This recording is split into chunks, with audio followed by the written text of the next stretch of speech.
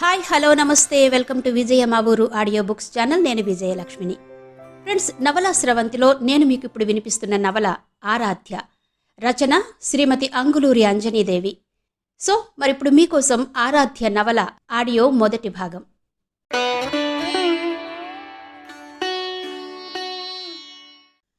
కడప నుండి వస్తున్న వెంకటాద్రి ఎక్స్ప్రెస్లో కూర్చుని ఎంతో ఉద్విగ్నంగా ప్రయాణం చేస్తోంది ఆరాధ్య. ట్రైన్ ఎక్కినప్పటి నుంచి ఆమె ఆలోచనలు ట్రైన్లాగే కదులుతున్నాయి. మనసు వేగంతో పోటీ పడుతున్నాయి. ఆమె చేస్తున్నది రైలు ప్రయాణం కాబట్టి చెట్లు, అడవులు, పొలాలు, కొండలు దాటి వెళుతున్నాయి. అదే జీవిత ప్రయాణమైతే ఈ ప్రకృతి, ఈ ఆహ్లాదం ఉంటుందా?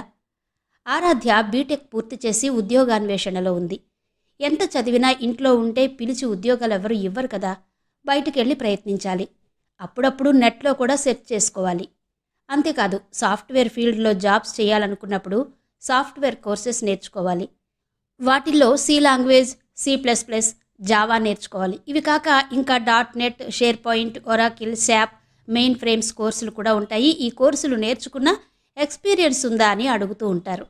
ఎక్స్పీరియన్స్కి కోర్సులు కానీ కోచింగ్ సెంటర్లు కానీ లేవు. బీటెక్ చదువుతున్నంతసేపు ఏమీ అనిపించలేదు, కానీ ప్రాజెక్టు పూర్తయి ఇంట్లో ఉండడం మొదలుపెట్టినప్పటి నుండే అసలు కష్టాలు ప్రారంభమయ్యాయి. వీధిలో తిరగాలంటేనే భయం ఆరాధ్యకి. తెలిసిన వాళ్ళెవరైనా కనిపించినా నీకింకా జాబ్ రాలేదా అనో, నువ్వింకా జాబ్కు వెళ్ళలేదా అనో అడుగుతూ ఉంటే డిప్రెషన్ పెరిగేది. మా అమ్మాయికి బెంగళూరులో జాబ్ వచ్చింది, మా అబ్బాయి సాఫ్ట్వేర్లో సెటిల్ అయ్యాడు, నువ్వింకా ఇంట్లోనే ఉన్నావా అని ముఖం చూడగానే అడిగే ఆంటీలకి జవాబు చెప్పలేకపోయేది. ఆరాధ్య తల్లి రమాదేవిలో కూడా మార్పు వచ్చింది. ఒకప్పుడైతే హైదరాబాద్ వెళ్ళి అంత రష్లో ఏం జాబ్ చేస్తావే, అంత అవసరమా అనేది. ఇప్పుడు అలా లేదు. సూటిపోటి మాటలు మాట్లాడితే ఆరాధ్యకి అర్థం కాదని డైరెక్ట్గానే, ఆరాధ్య టీవీ చూస్తూ ఎంతసేపు కూర్చున్నా అదేమైనా జాబ్ చూపెడుతుందా? హైదరాబాద్ వెళ్ళరాదు, ఏదో ఒక జాబ్ వస్తుంది అంటుంది. ఈ మధ్యన రమాదేవి ధ్యాసంతా స్వీట్ హౌస్ మీద కన్నా రిమోట్ పట్టుకుని టీవీ ముందు కూర్చుని ఉండే కూతురు మీదనే ఉంది. స్వీట్ హౌస్ వాళ్ళుండే ఇంటి పక్కనే రోడ్డు మీదకు కనిపిస్తూ ఉంటుంది. వాళ్ల పూర్వీకులు కూడా అదే వ్యాపారం చేస్తూ జీవించారు. ఆరాధ్య తన చేతిలో ఉన్న రిమోట్ని పక్కన పెట్టకుండా అలాగే పట్టుకుని, జాబ్స్ దొరకడం అంత ఈజీ అనుకుంటున్నావా మమ్మీ? బయట హెవీ కాంపిటీషన్ ఉంది అంది. పోటీ లేనిదెక్కడా? అలా అని ఏ ప్రయత్నం లేకుండా ఇంట్లోనే ఉంటావా? బయటకెళ్ళి ఆ పోటీని తట్టుకోవడం అంత సులభం కాదు. ఆపర్చునిటీస్ బాగా తగ్గాయి. నీతో చదివిన వాళ్ళంతా జాబ్స్ చేస్తున్నారు. ఆపర్చునిటీస్ లేకుంటే వాళ్ళెలా చేస్తున్నారు? ఎంత చెప్పినా నీకు అర్థం కాదని నాకు తెలుసులే మమ్మీ. అలాంటప్పుడు ఎంత చెప్పినా వేస్టే. అలా అని ఇంట్లోనే ఉంటావా ఇలా టీవీ చూస్తూ అని రమాదేవి అనగానే చేతిలో ఉన్న రిమోట్ని పక్కనే ఉన్న బెడ్ మీదకి విసిరికొట్టింది ఆరాధ్య. ఆరాధ్యకొచ్చిన కోపాన్ని చూసి ఏమాత్రం చలించకుండా అలాగే నిలబడి, నువ్వు బీటెక్ చదివావనే కానీ కొంచెం కూడా బాధ్యత లేదు. అసలు బాధ్యతగా ఆలోచించటం కూడా రాదు నీకు. అలాంటప్పుడు నేనేం చెప్పాలి? నీవేవైనా ఇంకా చిన్నపిల్లవా అని అనేలోపే అక్కడి నుంచి లేచి విసురుగా బయటకెళ్లబోయింది ఆరాధ్య. ఆగు, తప్పించుకోవడం సమర్థత కాదు. ఇలా ఎన్ని రోజులు? ఇంటికి పెద్దదానివి, చదువైపోయి ఖాళీగా ఉంటే తమ్ముణ్ణెవరు చదివిస్తారు? మీరంతా ఉన్నారుగా తమ్ముడికి, నేను చదివించడమేంటి మమ్మీ? అయినా తమ్ముణ్ణి చదివిస్తానని నేనేమైనా మీకు చెప్పానా?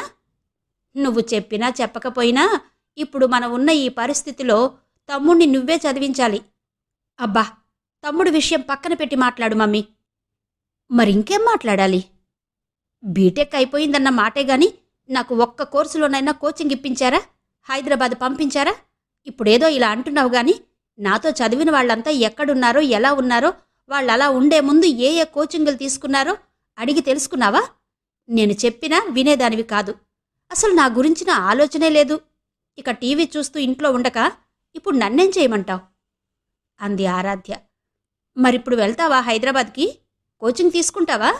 చెప్పవే, ఎక్కడో ఓ చోట అప్పు చేసి డబ్బులు తెస్తాను అంది రమాదేవి. ఆరాధ్య మాట్లాడలేదు. చెప్పవే, మౌనంగా ఉండి నీ ఫ్యూచర్ ఎందుకు పాడు చేసుకుంటావు? నీ మీద ఇంత పెట్టావు, ఇంకాస్త పెట్టలేమా అంది. ఇప్పుడు నువ్వు పెట్టేది నా ఫ్యూచర్ కోసమా లేక తమ్ముడు చదువు కోసమా అంది ఆరాధ్య. నాకిద్దరూ ముఖ్యమే, మేమేం చేసినా మీకోసమేగా. మరి అప్పు చేయడం ఎందుకు? ఇంట్లో డబ్బులున్నాయిగా. డబ్బులున్నాయా? డబ్బులెక్కడివి?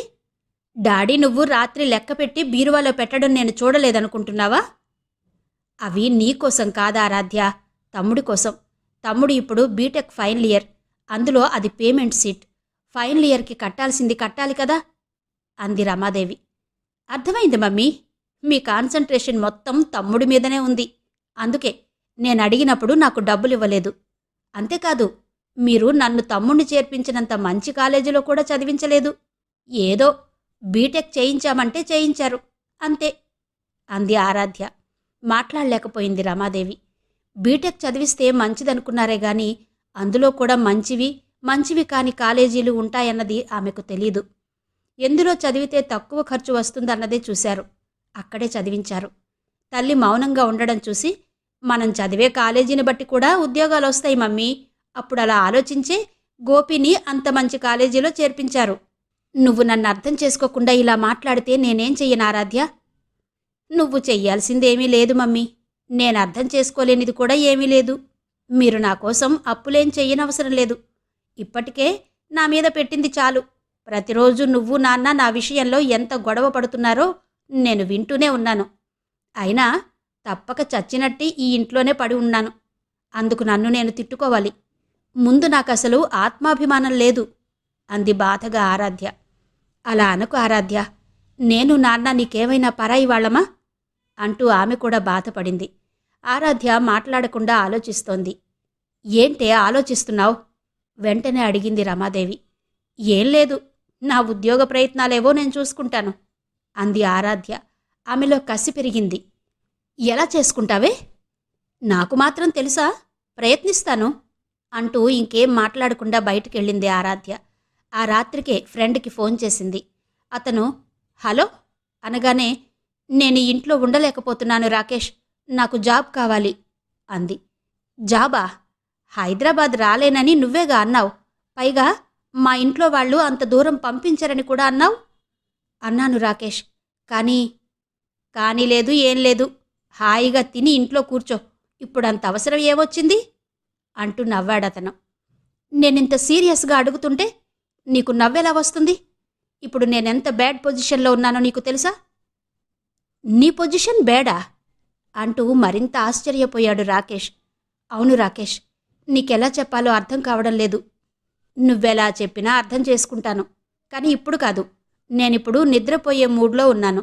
రేపు కాల్ చేయవా ప్లీజ్ అంటూ కాల్ కట్ చేశాడతను. మళ్ళీ కాల్ చేసింది ఆరాధ్య. రాకేష్ లిఫ్ట్ చేసి, ఇప్పటికిప్పుడు జాబ్ అంటే అంత ఈజీ అనుకుంటున్నావా అన్నాడు.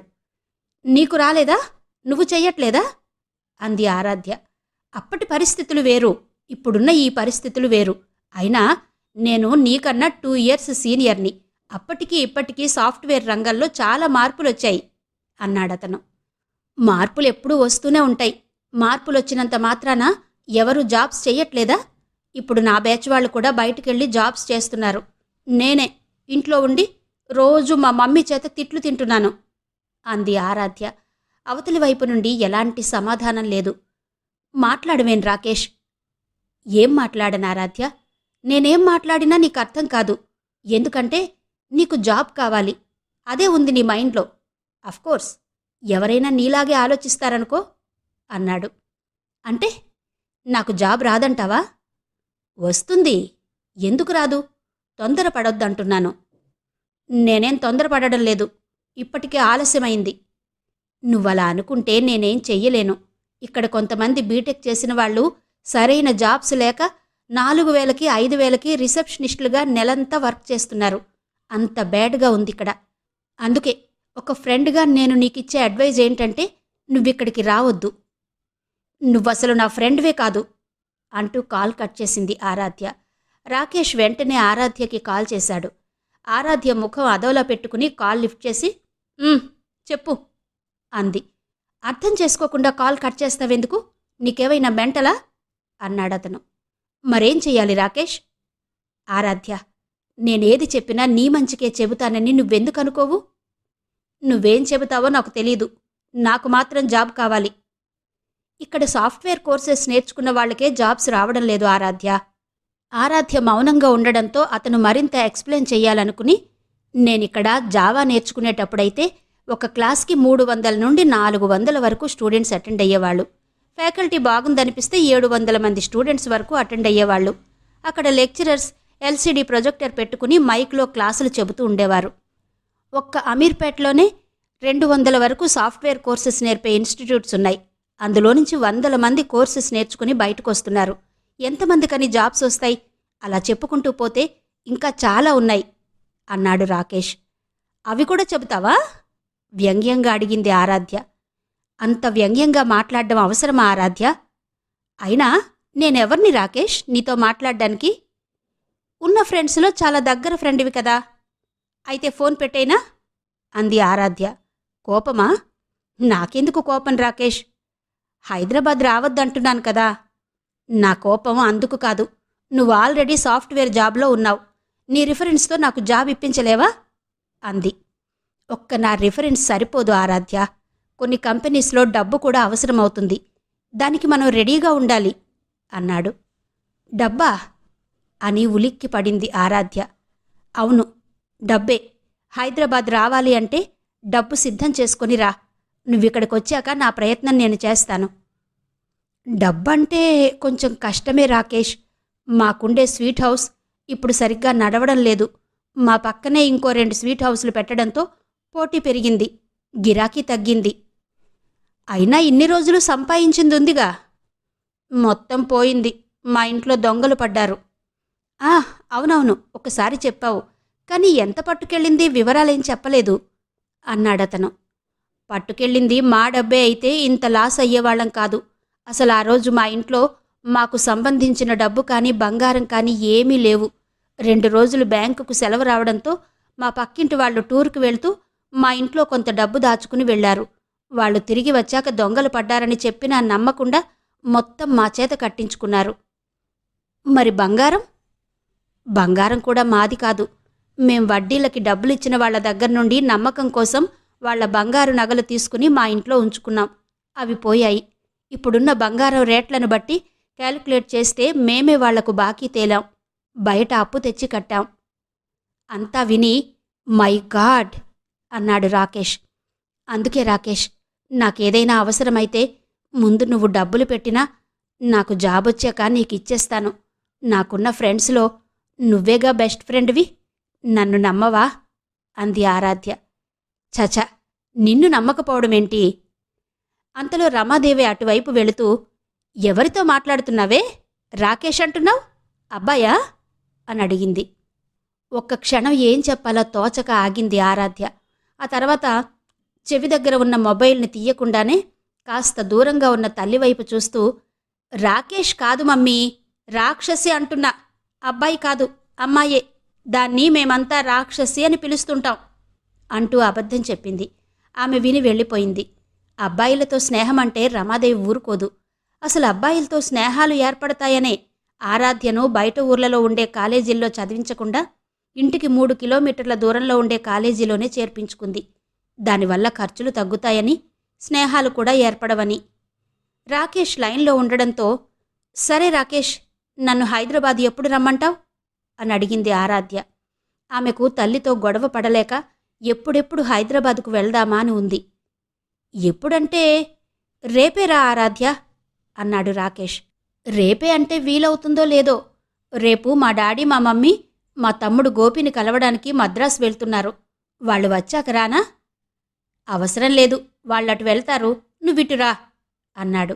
ఆరాధ్య హ్యాపీగా okay Rakesh, thank you, bye అంటూ ఫోన్ కట్ చేసి రేపటి తన ప్రయాణం గురించి ఆలోచించుకుంటూ నిద్రపోయింది. తెల్లవారే హైదరాబాద్ వెళ్ళడానికి రెడీ అయింది. అది చూసి రమాదేవి, మేం తమ్ముణ్ణి కలిసొచ్చాక వెళ్ళు ఆరాధ్య. నువ్వక్కడికి వెళ్తే కనీసం నీకు హాస్టల్లో ఉండడానికైనా డబ్బులు కావాలిగా. ఇప్పటికిప్పుడు అన్ని డబ్బులు ఎలా వస్తాయే? ఇప్పుడైతే నీకు ఛార్జీలకు మాత్రమే ఇవ్వగలను అంది. పర్వాలేదులే మమ్మీ, నాన్నని అడుగుతాను అంటూ వెంటనే శాంతారాం దగ్గరికి వెళ్ళి తను హైదరాబాద్కి వెళ్తున్నట్టు చెప్పి డబ్బులు అడిగింది. చూస్తున్నావుగా ఆరాధ్య, ఈ డబ్బులో నుంచి 1 రూపాయి తీసినా తమ్ముడికి తగ్గుతాయి. 1 నెల రోజులు ఓపిక పట్టు. కాదు, ఇప్పుడే వెళ్ళాలంటే మాత్రం ఇవిగో ఈ 200 తీసుకో అంటూ 200 నోట్లు జేబులో నుంచి తీసి ఆరాధ్యకిచ్చాడు. అవి తీసుకుని బ్యాగ్లో పెట్టుకుంటూ, అక్కడ నా ఫ్రెండ్ ఉందిలే నాన్నా, అన్నీ తనే చూసుకుంటుంది, మీరేం కంగారు పడకండి అంటూ వెళ్ళి ట్రైన్ ఎక్కింది. ఆమె తల్లి తండ్రి ఆమె ట్రైన్ ఎక్కేంత వరకు ఆమెతోనే ఉన్నారు. ఆమె ఎక్కిన ట్రైన్ వెళ్ళిపోయాకే వాళ్ళు మద్రాసుకు వెళ్లే ట్రైన్ ఎక్కారు. ఆరాధ్య ఎక్కింది ఎక్స్ప్రెస్ కావడం వల్ల ఎక్కడా ఆగకుండా వదిలిపెట్టిన బాణంలా దూసుకుపోతోంది. జర్నీ బోర్ లేకుండా రాకేష్తో మాట్లాడుతూ వెళ్ళొచ్చని, పైగా హైదరాబాద్ వెళ్ళాక ఎక్కడ దిగాలో, అతను తనని పికప్ చేసుకోవడానికి ఎన్ని గంటలకి వస్తాడో అడిగి తెలుసుకోవాలని అతనికి కాల్ చేసింది. అతను ఆరాధ్య కాల్ని లిఫ్ట్ చేయలేదు, కట్ చేస్తున్నాడు. ఎందుకు కట్ చేస్తున్నాడో అర్థం కాలేదు. ఆఫీసులో ఉన్నాడేమోనని మెసేజ్ మీద మెసేజ్ పెట్టింది. అయినా రెస్పాన్స్ లేదు. ఆరాధ్యకి భయం వేస్తోంది. చెమట్లు పోస్తున్నాయి. అతన్ని నమ్మి అతనున్నాడన్న ధైర్యంతోనే ఈమె హైదరాబాద్ ప్రయాణం కట్టుకుంది. లేకుంటే ఇంట్లో నుంచి అడుగు కూడా బయటకు పెట్టేది కాదు. ఇప్పుడెలా? సెల్ఫోన్లో ఛార్జింగ్ కూడా అయిపోయింది. ఓహ్ షిట్ అంటూ కోపంగా కిటికీలో నుంచి బయటకు చూసింది. అడవులు, చెట్లు, చిన్న చిన్న కొండలు, పంట పొలాలు కనిపిస్తున్నాయి. ఆరాధ్య కూర్చున్న సీట్లో 2 ఆడవాళ్లున్నారు. వాళ్ల వేషభాషలు మారుమూల పల్లెటూర్లను గుర్తుకు తెస్తున్నాయి. ఎదురు సీట్లో కూర్చున్న ఆమె మాత్రం సిటీ వాతావరణంలో ఉన్నామెలా చూడగానే చేతులెత్తి దండం పెట్టాలనిపించేలా ఉంది. ఆరాధ్యకు సడన్గా ఏదో ఐడియా వచ్చినట్టు, ఆంటీ, ఒకసారి మీ మొబైల్ ఇస్తారా? ఒకే ఒక్క కాల్ ప్లీజ్ అంటూ రిక్వెస్ట్ చేసింది. ఆమె వెంటనే మొబైల్ ఇచ్చింది ఆరాధ్యకు. ఆ మొబైల్లో రాకేష్ నెంబర్ నొక్కి ఆన్ బటన్ ప్రెస్ చేసింది ఆరాధ్య. ఒక్క రింగ్కే లిఫ్ట్ చేశాడు రాకేష్. ఆరాధ్య ఆత్రంగా, రాకేష్, ఇంతసేపు నా ఫోన్ ఎందుకు లిఫ్ట్ చేయలేదు? నేనెంత కంగారు పడుతున్నానో తెలుసా? అసలే నాకు హైదరాబాదు కొత్త. సరేలే, ఇప్పటికైనా నేనెక్కడ దిగాలో చెప్పు. నువ్వెప్పుడొచ్చి నన్ను కలుస్తావు అని అడిగింది. అవతలి వైపు నుంచి రాకేష్ గొంతు వినిపించలేదు. 1, 2, 3 అలా 10 సెకన్లు గడవగానే కాల్ కట్ అయింది. ఊపిరి ఆగిపోతున్నట్టు చూసింది ఆరాధ్య. ఏంటమ్మా అలా అయ్యావ్ అని ఎదురు సీట్లో ఉన్నామె ప్రశ్నించింది. ఆమె పేరు శర్వాణి. ఏం లాదాంటీ, ఇంకొక్క కాల్ ప్లీజ్. చేసుకోమ్మా. మళ్ళీ రాకేష్ నెంబర్కే కాల్ చేసింది ఆరాధ్య. ఈసారి అతను లిఫ్టే చేయలేదు. అప్పుడు అర్థమైంది ఆరాధ్యకి. ఆంటీది కొత్త నెంబర్ కావడంతో అతను లిఫ్ట్ చేశాడు. ఇప్పుడిక చెయ్యడు. అయిపోయింది. రాకేష్ తనని మోసం చేశాడు. కళ్ళు చెమరుస్తున్నాయి ఆమెకు. వెంటనే తండ్రి శాంతారాంకి కాల్ చేసింది. నాట్ రీచబుల్ అని వచ్చింది. వాళ్ళు జర్నీలో ఉన్నారు కాబట్టి సిగ్నల్స్ అందడం లేదు. ఆలోచనలో పడిపోయింది ఆరాధ్య. ఏంటమ్మా ఆలోచిస్తున్నావు? ఇంకొక కాల్ చేసుకుంటావా? ఆమె చాలా ప్రశాంతంగా అడిగింది.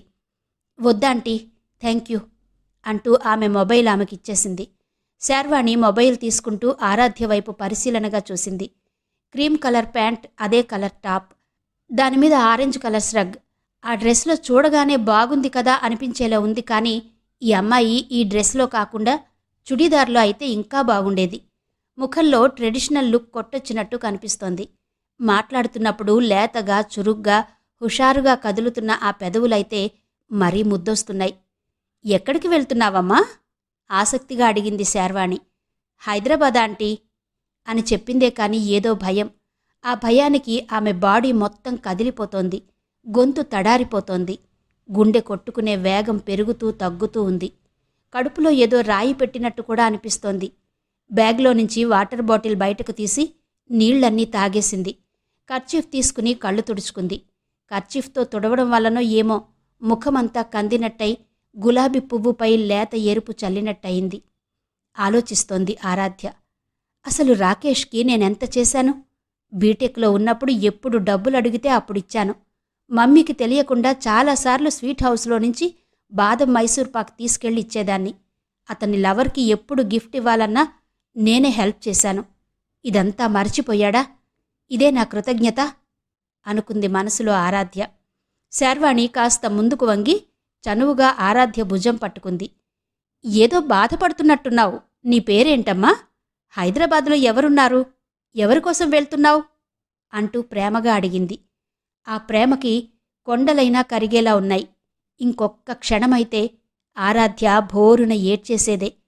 కానీ ఆమెకు చిన్నప్పటి నుంచి ఏడుపును కంట్రోల్ చేసుకునే పవర్ ఉంది. మొదట్లో లేదు, కానీ సాధనతో దాన్ని సాధించుకుంది. లేకుంటే ఈ పాటికి రాకేష్ ఇచ్చిన ట్విస్ట్కి ఏమైపోయేదో.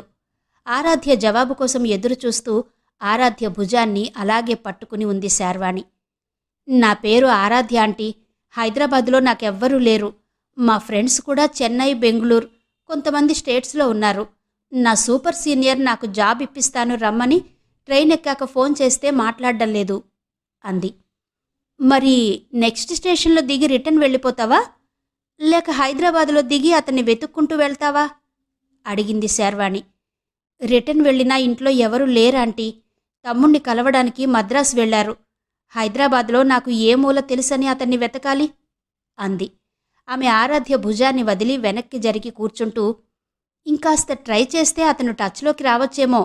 ఫ్రెండ్ అంటున్నావుగా, ఫ్రెండ్ అంటే సాధారణంగా ఇలా జరగదు అంది. రాకేష్ నా ఫ్రెండే ఆంటీ, నో డౌట్. నేనతనికి 2 years జూనియర్ని. అయినా అతను మా కాలేజీలో ఉన్నన్ని రోజులు ఎక్కడ చూసినా నాతోనే ఉండేవాడు అంది. దానికి మీ ఇంట్లో వాళ్ళు ఒప్పుకున్నారా అని అడిగింది శార్వాణి. ఆమెకెందుకో ఆరాధ్య అలా చెప్పడం నచ్చలేదు. ఫ్రెండ్స్ అంటే ఫ్రెండ్స్లా ఉండాలి, ఎక్కడ పడితే అక్కడ కలిసి ఉండడమేంటి అనుకుంది. ఇంట్లో వాళ్ళకి ఇవన్నీ చెబుతామా ఆంటీ? చెబితే ఒప్పుకుంటారా? పైగా మేం మా ఫ్రెండ్స్తో కలుసుకునేది ఎక్కువగా కాలేజ్ గేటు దగ్గర, రోడ్డు మీద, లైబ్రరీలో, కాలేజ్ కారిడార్లో.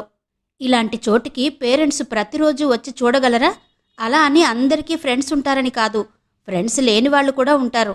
కానీ మా ఫ్రెండ్స్ ఎప్పుడు వాళ్ళ లవర్స్తో కన్నా మాతోనే ఎక్కువగా తిరుగుతారు, మా గురించే ఎక్కువగా ఆలోచిస్తారు.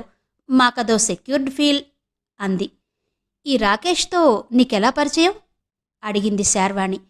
నేను బీటెక్ ఫస్ట్ ఇయర్లో ఉన్నప్పుడు కొత్త కాబట్టి క్లాస్ రూమ్ వెతుక్కుంటుంటే అక్కడ నిలబడి ఉన్న రాకేష్ హెల్ప్ చేశాడు. అప్పుడతను బీటెక్ సెకండ్ ఇయర్ కంప్లీట్ అయ్యి థర్డ్ ఇయర్లోకి వచ్చి ఉన్నాడు. అప్పటి నుండి అతనితో పరిచయం కంటిన్యూ అయింది. అది కాలేదు, అతనే కంటిన్యూ అయ్యేలా చేశాడు. ప్రతిదీ కల్పించుకుని మాట్లాడడం, ఫ్రెండ్లీగా మూవ్ అవ్వడం, అప్పుడప్పుడు డబ్బులు అడిగి తీసుకోవడం అంది ఆరాధ్య. ఆశ్చర్యపోతూ విన్నది శార్వాణి. శార్వాణితో మాట్లాడుతుంటే అంతవరకు ఉన్న భయం పోయి మామూలుగా అయింది ఆరాధ్య. కానీ ఆరాధ్య, నీ మాటల్ని బట్టి నాకో సందేహం వచ్చిందమ్మా. ఏంటో అడగండి ఆంటీ. కాలేజీ గేటు దగ్గర, రోడ్డు మీద, లైబ్రరీలో, కారిడార్లో అబ్బాయిలతో ఉంటేనే సెక్యూర్డ్ ఫీల్ వస్తుందా? అమ్మాయిలతో ఉంటే రాదా? కాలేజీలోకి అడుగు పెట్టగానే అబ్బాయిలతోనే ఎందుకు స్నేహం చేయాలి? అమ్మాయిలు లేరా అంది. ఉంటారంటీ, కానీ అబ్బాయిల్లో ఉండేంత ప్రపంచ జ్ఞానం కొందరు అమ్మాయిల్లో ఉండదు. పైగా మనం ఏదైనా అవసరమై అదెక్కడుంది అని అడిగితే చాలు, అబ్బాయిలు నేరుగా అక్కడికి తీసుకెళ్లి చూపిస్తారు. అంత కోఆపరేషన్ ఉంటుంది వాళ్లలో. అందుకే జాబ్ సెర్చింగ్ కోసం హైదరాబాద్ వెళ్లే అమ్మాయిలు చాలా వరకు అబ్బాయిల మీద డిపెండ్ అయ్యే వెళ్తారు అంది ఆరాధ్య. నవ్వితే బాగుండదని, ఇదిగో ఇప్పుడు నువ్వు వెళ్తున్నట్టు, అంతేనా అంది సీరియస్గా శార్వాణి. ఆరాధ్య కూడా అంతే సీరియస్గా, అందరూ రాకేష్ లాగా ఉంటారా ఆంటీ? ఉంటే వర్షాలు పడతాయా? నేల తడుస్తుందా అంది. ఒక్క క్షణం అలాగే చూసింది శార్వాణి. వేసుకున్న డ్రెస్ను బట్టి చూస్తే ఈ అమ్మాయిలో ఇలాంటి మాటలు ఉండకూడదు. అందుకే ఎప్పుడైనా డ్రెస్ను చూసి మనిషి సంస్కారాన్ని అంచనా వేయకూడదు. ఈ అమ్మాయిలో మరీ అంత చిన్నపిల్లల లక్షణాలేం లేవు, సీరియస్నెస్ బాగానే ఉంది అని మనసులో అనుకుంది శార్వాణి. ఆంటీ, మీదేవూరు? ఎక్కడికెళ్తున్నారు? మీ పేరు అడిగింది ఆరాధ్య. మాది అనంతపూర్. గత 20 సంవత్సరాలుగా హైదరాబాద్లోనే ఉంటున్నాం. ఇప్పుడు వెళ్లేది కూడా హైదరాబాదే. నా పేరు శార్వాణి. నేను వెజిటబుల్స్ ఎక్స్పోర్ట్ చేసే కంపెనీలో జాబ్ చేస్తున్నాను. మా వారు కూడా ఒక ప్రైవేట్ కంపెనీలోనే జాబ్ చేస్తున్నారు అంది. అడగని ప్రశ్నలకి కూడా సమాధానాలు చెప్పిన శార్వాణిని చూస్తుంటే ఆమెలో అతి మంచితనం ఎక్కువగా కనిపించింది. పిల్లలందరూ చెప్పలేదు కాబట్టి ఆమెకు పిల్లలు ఉండి ఉండరు. దాని గురించి అడగకూడదనుకుంది ఆరాధ్య. మౌనంగా కూర్చుని ఇంకేం మాట్లాడలేదు శార్వాణి. పెదవిని పంటితో కొరుకుతూ ఆలోచిస్తోంది ఆరాధ్య.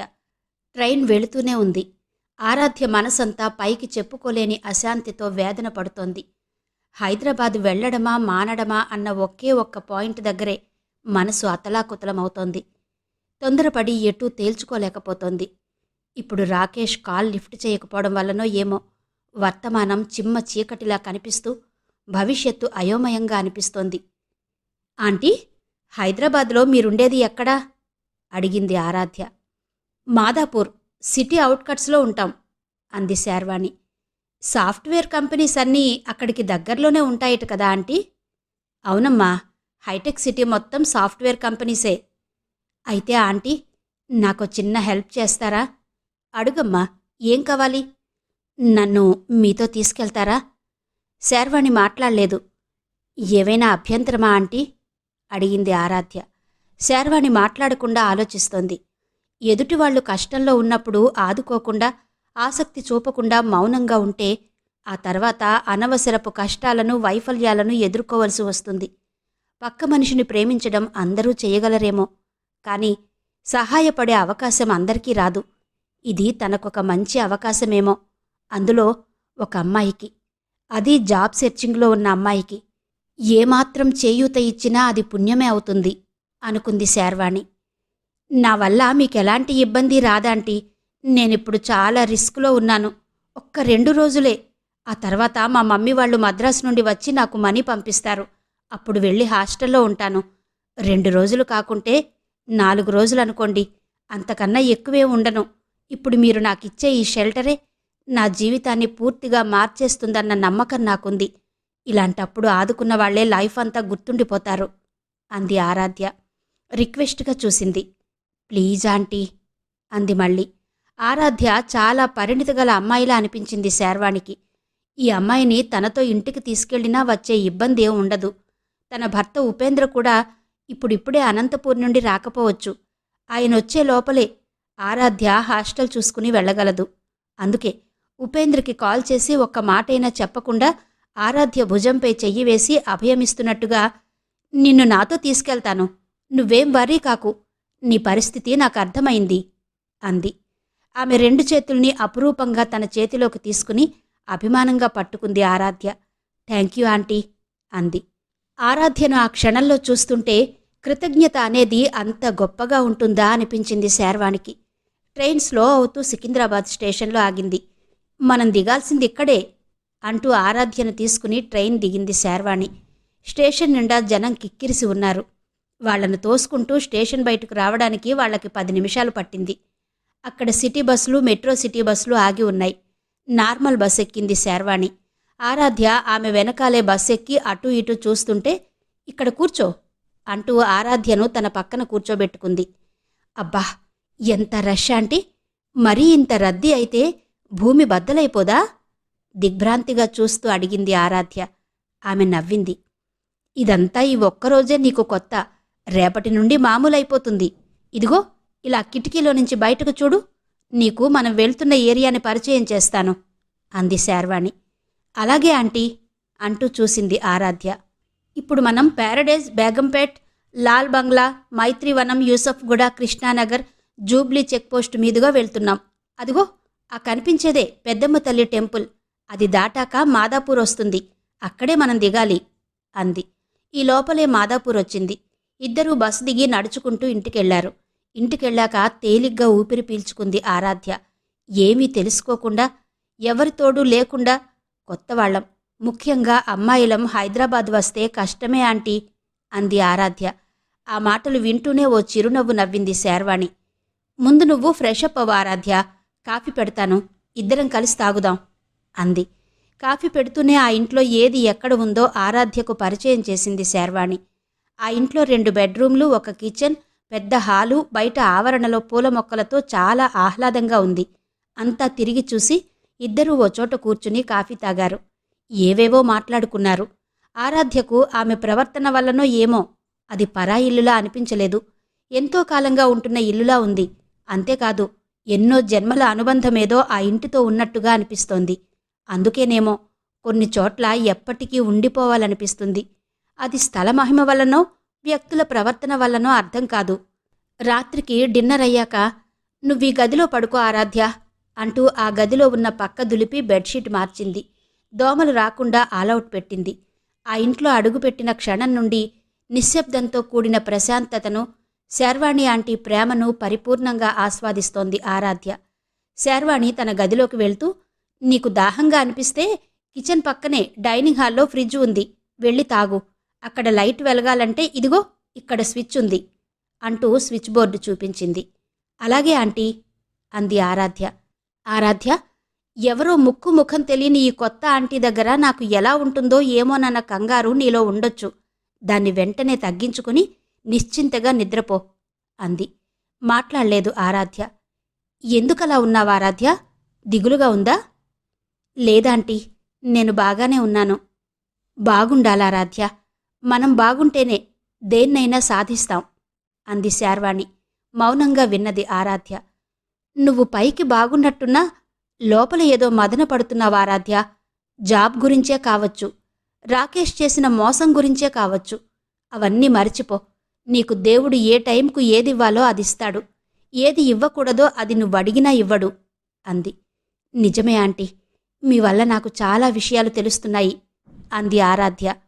నా వల్లనే కాదు ఆరాధ్య, నీకు తెలుసుకోవాలన్న అభిరుచి ఉంటే ఈ సృష్టిలో ప్రతి జీవి గ్రంథాలయంలో పుస్తకంలాంటిదే.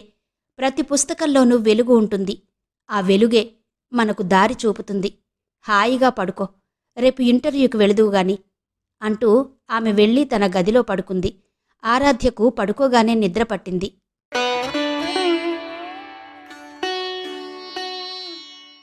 ఆరాధ్య శ్రీమతి అంగులూరి అంజనీదేవి గారి నవల ఆడియో మొదటి భాగం విన్నారు కదా. మిగిలిన కథ తరువాతి భాగాల్లో వినిపిస్తాను. అంతవరకు సెలవు. నమస్తే.